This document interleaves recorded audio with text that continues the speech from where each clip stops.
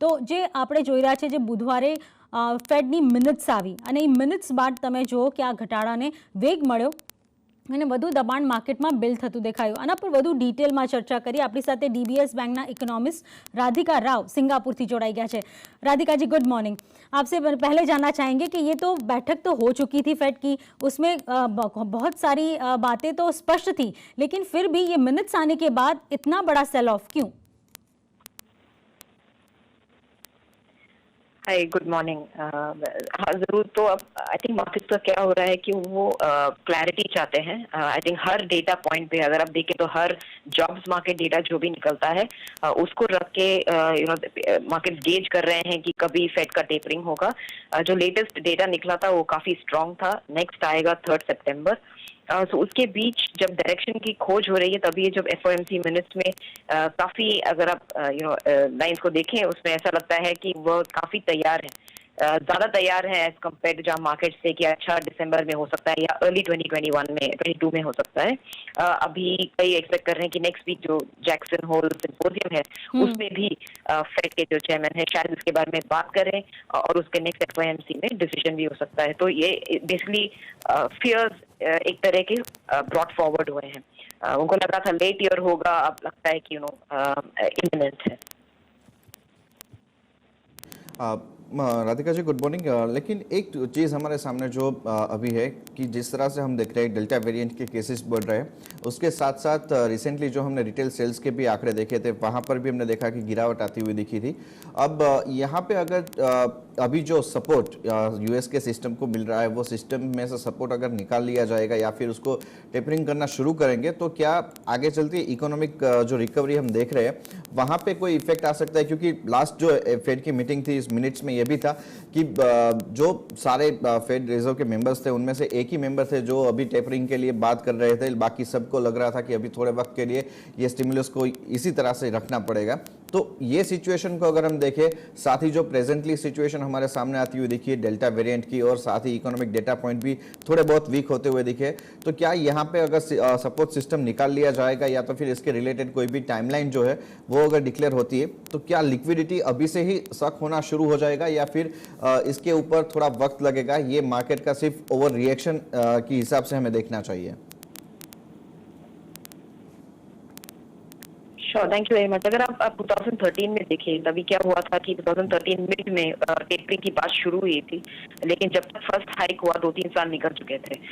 लेकिन इस साल भी वो फेड आई थिंक काफी क्लियरली बोल रहे हैं कि अगर टेपरिंग हुआ, tapering does not equalise rate hikes. I think ये एक आई थिंक हमारे इंडिया के लिए भी यही एक मेन टैगलाइन है और US के लिए भी यही है कि जो टेपरिंग होता है इसका जस्ट मतलब है कि जो एडिशनल लिक्विडिटी इन्फ्यूज होता था वो नहीं होगा. लेकिन इसका मतलब ये नहीं है कि फाइनेंशियल कंडीशन टाइटन हो जाएंगे. इसका मतलब कि रेट हाइक्स जैसे ग्रोथ को बहुत ही दैट मच नेगेटिव होगा. और हमें ये भी याद रखना चाहिए कि compare to other countries US ने काफी फिस्कल स्टिमुलस भी किया है. इनफैक्ट अर्लियर दिस जब बाइडेन प्रेसिडेंट बने थे तो उन्होंने एक 2 तरह के स्टिमुलस निकाले थे. एक तो पेचेक स्टिमुलस, आई मीन जो लोगों के पास कैश के तौर पे जाता है, और दूसरा था जो इंफ्रास्ट्रक्चर का है तो वो भी पास होने वाला है. तो ये सब शायद मोमेंटम को फॉलो करने के लिए हेल्प करेगा. लेकिन जैसे आपने बहुत एप्टली कहा, जो इनहेरेंट जो भी डेल्टा वेरिएंट का जो प्रॉब्लम पैदा हो रहा है वो काफी वरीसम है, क्योंकि जैसे बोलते हैं पैंडेमिक ऑफ द अनवैक्सीनेटेड, वहाँ पे काफी लोग अभी भी अनवैक्सीनेटेड हैं. तो उसकी वजह से अभी ICU बेड्स एक्चुअली काफी फुल हो रहे हैं. जैसे आप देखिए फ्लोरिडा, मिसिसिपी, वहाँ पे 80-90% के ऊपर ऑक्यूपेंसी हुआ है ICU बेड्स का. तो वो काफी रिस्क बना हुआ है. लेकिन आई थिंक मोमेंटम है इकोनॉमी में जो और इन्फ्लेशन सबसे बड़ा इंडिकेटर है जो देख रहे हैं. उसके साथ साथ नॉट ओनली नॉर्मल इन्फ्लेशन, और देखिए हाउसिंग प्राइसेस उसमें भी, एसेट प्राइसेस में भी दिख रहा है. तो उसकी वजह से उनको ऐसा लग रहा है कि अच्छा आई थिंक ग्रोथ मॉडरेट होगा, लेकिन जो इन्फ्लेशनरी प्रेशर्स हैं और जो बल्क ऑफ कोविड का प्रॉब्लम था वो हमारे पीछे है. इसलिए हमें टेपरिंग शायद इस रेट में कंटिन्यू करने की जरूरत नहीं होगी. तो हमें लगता है कि अगर से इस साल शुरू करें वो नेक्स्ट ईयर भी वो वही टेपरिंग का ही उनका चलता रहेगा. रेट हाइक शायद सेकेंड हाफ ऑफ 2023 नहीं आए. तो ये आप बोल सकते हैं कि एक 12 से 15 महीनों का या 4 महीनों का प्लान होगा उनका टेपरिंग का, तो काफी स्ट्रेच्ड आउट होगा। तो इसकी वजह से नेगेटिव इम्पैक्ट ऑन ग्रोथ हमें लगता है फिस्कल पॉलिसी की वजह से बहुत नेगेटिव नहीं होगा। राधिका जी, आपकी आवाज़ थोड़ी कट के आ रही है, थोड़ा नेटवर्क में आने की कोशिश करें। आगे मैं जानना चाहूँगी कि इस सिचुएशन को ध्यान में रखते हुए आरबीआई क्या पहल कर सकता है, क्योंकि हाल ही में आपने देखा कि बहुत बैलेंस करने की कोशिश की है। एक बार VRR variable reverse repo rate को इंट्रोड्यूस किया और दूसरी तरफ ये भरोसा दिलाया कि हम बैठे हैं, आप चिंता मत करिए, हम ओएमओज भी करते रहेंगे। तो दोनों की टाइमलाइन दी है, तो हमें क्या भारतीय इकोनॉमी में कोई टेंशन की वजह आपको दिख रही है या हमें चिंता करने की जरूरत नहीं इससे? Thank you. आई होप मेरी आवाज बेहतर है। Not sure.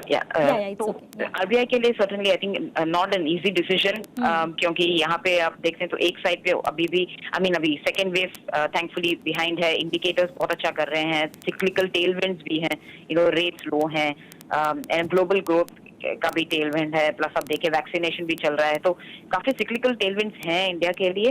I think RBI के लिए वही जो जैसे हमने यूएस के लिए कहा, उनका रवैया ये रहेगा कि हाँ हम लिक्विडिटी इन्फ्यूजन कम करेंगे, लेकिन अभी आप देखिए बहुत रिसेंटली जो अभी VRR का उन्होंने साइज इंक्रीज किया था, लेकिन एक साइड पे ये ऑक्शन चल रहे हैं और दूसरे साइड पे आप देखें तो GSAP हो रहा है, जिससे नेट लिक्विडिटी इन्फ्यूजन हो रहा है, गवर्नमेंट के जो कैश बैलेंसेस हैं उससे भी नेट लिक्विडिटी इन्फ्यूजन हो रहा है।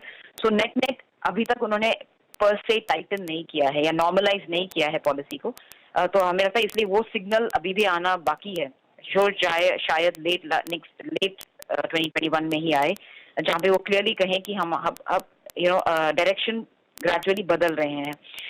ग्रोथ अपने आप मोमेंटम है ग्रोथ में, रेट्स अभी भी लो हैं, लेकिन लिक्विडिटी बहुत ज्यादा है और क्रेडिट ग्रोथ भी पिकअप हो रहा है। इन चीजों की वजह से लिक्विडिटी इतने सरप्लस में रहने की जरूरत नहीं है। आई थिंक अगर पहले हम हमें रिकॉल करें कि एनडीटीएल को हम प्लस माइनस 0% पे बोलते थे, अभी ऑलमोस्ट 5-6% ऑफ एनडीटीएल, उतना लिक्विडिटी है। तो उनका यही आई थिंक पॉलिसी कमेंट्री रहेगा कि हाँ हम श्योरली लिक्विडिटी को इतना सरप्लस में नहीं रखना चाहते, काफी अभी ज्यादा सरप्लस में है, तो हम ग्रेजुअली वो मॉप अप करेंगे। उसके बाद वो रिवर्स रिपो हाइक वो भी करेंगे, ताकि जो शॉर्ट एंड रेट्स हैं वो अलाइन हो रेपो रेट के साथ। सो वो सब I think in step manner बनेगा, लेकिन अभी जो उन्होंने VRR का अनाउंसमेंट किया था, हमें नहीं लगता कि वो अभी तक नेट नॉर्मलाइज है, क्योंकि अभी एक हाथ से इन्फ्यूज हो रहा है, एक दूसरे हाथ से निकल रहा है, लेकिन एंड ऑफ द ईयर ज्यादा क्लियर रहेगा उनका मैसेजिंग कि हाँ हमें अभी लिक्विडिटी इन्फ्यूजन को एब्जॉर्प्शन ज्यादा होगा इन्फ्यूजन से। और रेट हाइक्स तो हम अभी एक्सपेक्ट नहीं कर रहे हैं, आउटराइट रेट हाइक्स हमें लग रहा है कि second half of next year तभी ये स्टार्ट होगा। हमें या मार्केट में कई लोगों का ऐसा रवैया है कि शायद जल्दी आ जाए, first half of next year में आ जाए, लेकिन हम एक्सपेक्ट कर रहे हैं कि only second half of next year में होगा। तो तब यहाँ से तब मिड ऑफ नेक्स्ट ईयर तक वो लिक्विडिटी का नॉर्मलाइज करने का पॉलिसी वो ही उनका गाइडेंस होगा। और उसके लिए मेनली थिंग ये है कि हमें देखना पड़ेगा कि सेंट्रल बैंक कितने कॉन्फिडेंट है ग्रोथ के बारे में। अगर आप रीसेंट कमेंट्री देखें, आज आरबीआई के मिनट्स आएंगे, उसमें भी हमें लगता है कहेंगे कि हम मोर कॉन्फिडेंट हैं पहले से कि ग्रोथ आ रहा है वापस, लेकिन इन्फ्लेशन का जो स्टिकीनेस है वो हमें और वरीसम लग रहा है। इसलिए उन्होंने आपने देखा कि बहुत बड़ा रिविजन हुआ था इन्फ्लेशन के फोरकास्ट में। सो ये सब कहते हुए आई थिंक वो कहेंगे कि हाँ हम सपोर्टेड हैं अभी भी, लेकिन जैसे आप नेक्स्ट 2-3 मीटिंग्स अक्टूबर दिसंबर का मीटिंग से कि हमें लगता है कि लैंग्वेज थोड़ा चेंज होगा।